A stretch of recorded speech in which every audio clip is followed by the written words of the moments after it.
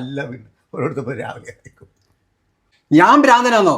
എടാ എൻ്റെ ഭാര്യ റഷീദ താമസിക്കുന്ന വീടാ ഇത് എൻ്റെ വീട്, ഇറങ്ങി പോരാ അവിടുന്ന്. റഷീദയുടെ വീടൊക്കെ തന്നെ, പക്ഷെ റഷീദ എൻ്റെ ഭാര്യയെ. അപ്പം നീ എത്ര വർഷം ഇവിടെ താമസം? 8. ഓഹോ, അവിടെ നിന്ന് കാണാൻ പറ്റുമോ? പോടാ.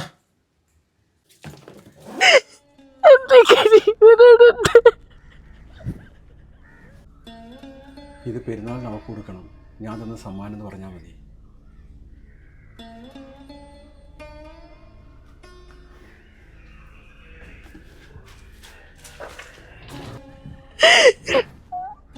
ഞാനിപ്പോ എന്താ ചെയ്യ?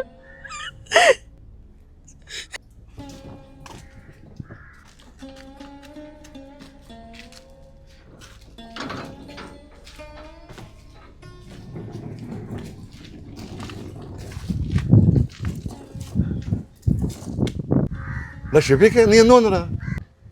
ഇല്ല അക്ക, ഞാൻ വന്നതേ ഉള്ളൂ. അവൾക്കൊരു കുടുംബമായ കാര്യം എൻ്റെ അടുക്കൽ ആരും പറഞ്ഞിട്ടില്ലായിരുന്നു.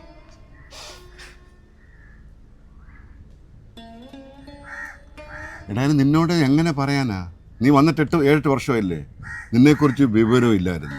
അവൾ നിന്നെ തിരക്കി അലയാൻ ഇനി ഒരു സ്ഥലമില്ല. എംബസികൾ ദൂരം അവൾ കയറി ഇറങ്ങി നരകിച്ചു. നിനക്കറിയാലോ ഒരു പെണ്ണ് ആണും തുണയില്ല ജീവിക്കുമ്പോഴുള്ള കഷ്ടപ്പാട്. അവൾ പിന്നെ എന്ത് ചെയ്യാനാ? നിവൃത്തിയില്ല. നാട്ടുകാരുടെയും സാമൂഹ്യ വിരുദ്ധന്മാരുടെയൊക്കെ ശല്യം സഹിയിട്ടപ്പോഴാണ് അവർക്ക് ഒരു ആൺതുണയായിട്ട് ഒരുത്തം വന്നത്. അവളെ കുറ്റം പറഞ്ഞ് ഞങ്ങളാരും അവളെ കുറ്റം പറയത്തില്ല. നിന്നെ കാണാനില്ല, നിന്റെ ഒരു വിവരമില്ല. ഞങ്ങൾ എന്താ ചെയ്യാൻ? എന്തായാലും ഒരു അതിയെ പറ്റിയായിട്ട് ഞാൻ ഇവിടെ നിൽക്കാൻ ഉദ്ദേശിക്കുന്നില്ല അക്ക. ഈ പെരുന്നാളായിട്ട് അവളെങ്കിലും സന്തോഷമായിട്ട് ജീവിക്കട്ടെ. അവളുടെ സന്തോഷം ദൂരെ നിന്നെങ്കിലും ഞാൻ കണ്ടോളാം. എനിക്കത് മതി. കഷ്ടം, ഓരോരോ മനുഷ്യൻ്റെ അവസ്ഥകളെ.